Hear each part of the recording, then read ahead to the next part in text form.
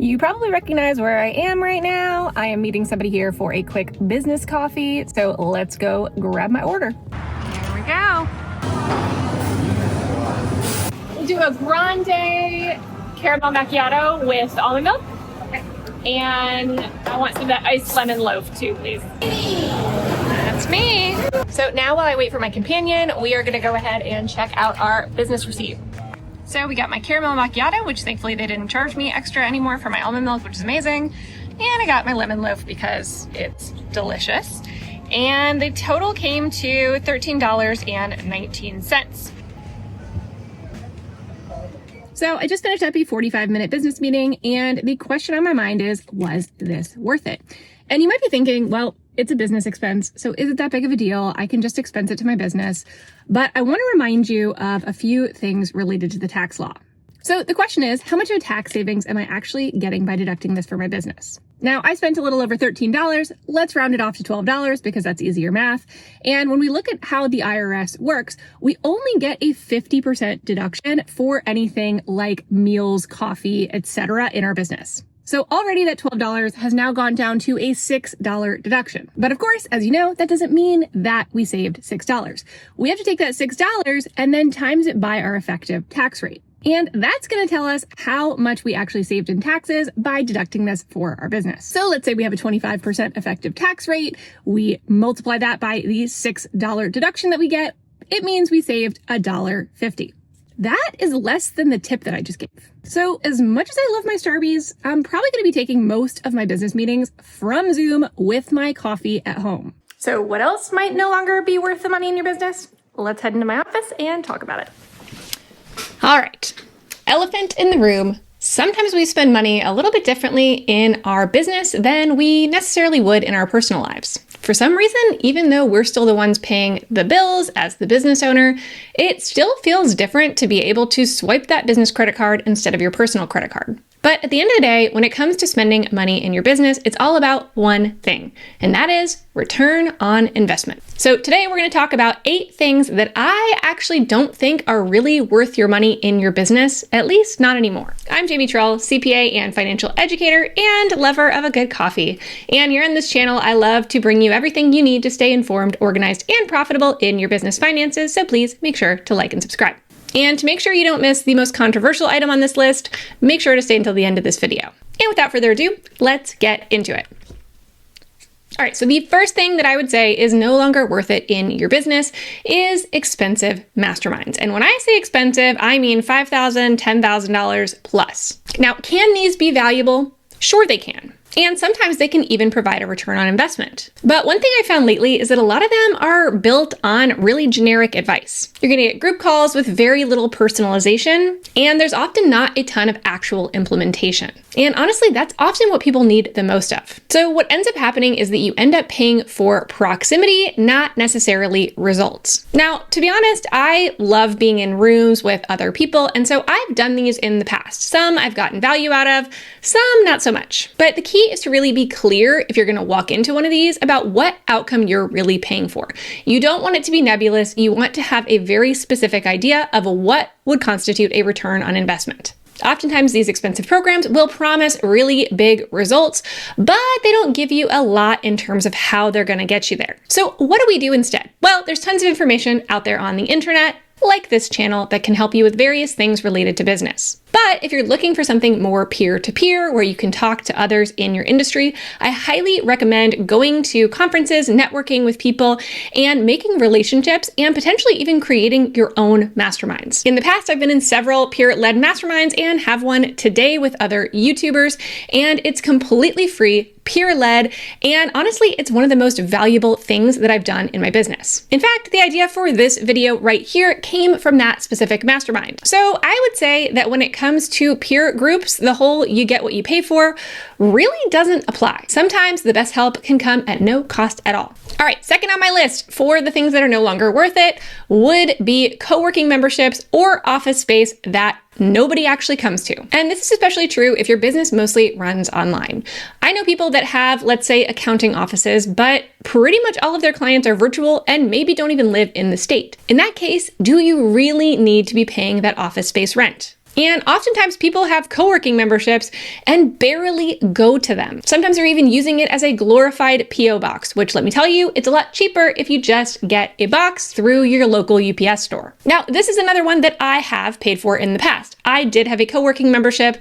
I actually joined it in late 2020 because everybody was home. My kids were home, my husband was home, I was going insane. And so if I wanted to get any work done, I needed to be somewhere else. So there are scenarios in which it can make sense to just get out of your house and be more productive. But maybe instead of paying for unlimited usage, you go down to 1 or 2 days a week, and that gives you enough of outside the house time to stay sane. Sometimes we even feel that having a place to go for work gives us a little bit more legitimacy, but I'm gonna tell you, I work from home, this is my office, and I feel pretty legit. So if you don't need to be paying rent, then why are you doing it? Go ahead and cut that cost. It's probably not providing you a return. All right, the third thing that I think these days may not be worth the money in your business anymore is paid ads. Now, I know some of y'all are gonna come for me and talk about the power of paid ads, and I agree, there is a place for paid ads in a business. However, it's not 2019 anymore. If you don't have a good organic strategy for converting people into buyers, paid ads are not going to help you. In fact, they're going to turn into a very expensive lesson on how not to market. This is where you have to make sure that your messaging is clear, that you are marketing to the right audience, and that you understand how to reach the right people. Unfortunately, we can no longer just throw up any old Facebook ad and make a bunch of money. And I would say that's actually a good thing. Paid ads are for scaling. When you have an offer that is working and converting, you scale it up with paid ads and you watch to make sure you're getting that ROI. We do not use paid ads for figuring things out. All right, so the next thing as a CPA, I feel like I can specifically talk about, and that is paying people to do things in your business that are easily automated. Now, what I'm really talking about here are things like payroll. With as many DIY payroll platforms as there are out there for super reasonable cost, I am shocked sometimes to see what people are actually paying for companies to run their payroll for them. I see people online all the time asking questions just like this one, where they are being quoted large amounts of money for a simple process. We do not need to pay tons of money for compliance work. Say it with me. We do not spend a ton of our money in our business on compliance work. Yes, it matters. Taxes, payroll, all the things. You want to get it right. However, we want to save the big bucks for the things that are actually strategic and help us make more money in our business, not just the things that we have to do. I actually have a lot of content on this channel specifically about payroll, including the payroll platform that I just moved to last year, which is OnPay, and I pay less than $100 for my team of 5 to be able to pay them every month, and it's super easy. Do not fall into the trap of paying hundreds or even thousands for payroll. This is something really easy to cut costs on, and it still gets done correctly. If you know this is a cost you need to cut and you want to check out some of our recommended solutions, go to jamietrull.com/payroll. We also have special deals negotiated with all the different payroll platforms that we recommend, so definitely use our link if you plan to sign up. Now, speaking of other things in the tax and accounting world that you do not need to pay someone big bucks to do for you, let's talk about expensive tax strategists. Now, these tax strategists, ones that are actually looking proactively at tax strategy for you, often come with a price tag in the tens of thousands of dollars. And while this may be worth it if you are making millions, for most small business owners, this is not an expense that really is necessary. And that's because for smaller businesses, the main advice that tax strategists are going to give you are things like becoming an S Corp, maybe hiring your kids, and really maximizing your retirement benefits. And yeah, they're all valid strategies, but they're also strategies that I teach right here on this channel for free. You don't need a fancy tax strategist to come in and implement these things. There are resources that exist to help walk you through what you need to do to get those tax savings without spending tens of thousands of dollars. So if that sounds good to you, shameless plug, make sure you're subscribed to the channel so that you can see all of this valuable content. All right, the next thing that I feel like may no longer be worth your money in your business are expensive custom websites. Honestly, this used to be a must. You really had to have a website. But these days, there are a lot of other ways to get customers that don't involve having a big fancy website. Social media can give you a lot of exposure for free, especially as you're getting started. And there are a lot of tools that exist out there that allow you to build landing pages for your offers, that allow you to have some place to send your customers without having to build out a whole website. Now, for mature businesses, do I still recommend that they have a website? Yeah, I do. But starting with a template can be much easier and much cheaper than starting from scratch. There are lots of beautiful templates out there now that can be customized much more easily than having to start from square one. And speaking of which, one more shameless plug for you. We have a new website that literally just rolled out. You need to go check it out at jamietrull.com. We actually have been working on this for a while. It goes along with a full rebrand we are doing over here at jamietrull.com. So definitely go check it out. New colors, new fonts, new vibes, new pictures. I'm so excited about it. And yes, we used a template and hired a designer to customize it for us. And I think you can tell she did an amazing job. All right, next up, this one is for my physical product-based businesses. Please, please, please stop overbuying inventory. Now, why is this no longer worth your money? Well, unless you have really tight inventory controls and know exactly how much you're selling, when you overstock inventory, you're putting a lot of your business at risk.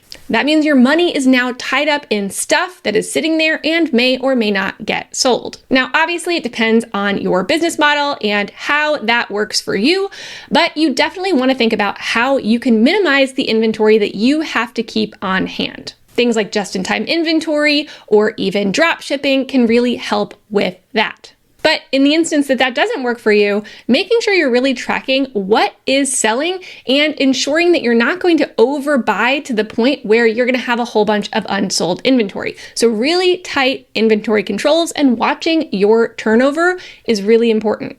And this is especially important for a growing product-based business because when you put all the money you're making back into buying more inventory, it can feel like you're on a cycle that you're working all the time, but never actually making any money. And I don't want that for you. So yes, I know that might mean you're passing up on bulk savings that you could have if you buy more.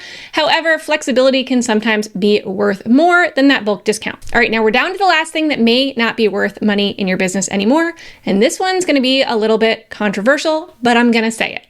And that is your QuickBooks Online subscription. Now, if you've been around for a while, you know that I have been a QuickBooks Online user for years before switching to Xero last year. And I was even a big referral partner for QuickBooks Online. However, prices have increased significantly, specifically over the last few years, with the biggest percentages of increases going to the lowest level plans. And personally, I just don't think bookkeeping should be a barrier to entry for businesses. Now, the reason, of course, that QuickBooks keeps increasing their prices is because they are trying to increase their bottom line, and they already have 80% of the marketplace for small businesses, so it's really hard for them to expand that way, which leaves price as the most obvious way that they can increase their bottom line. But at the same time, there are lots of alternatives that are coming out, and they are getting a lot better than they used to be.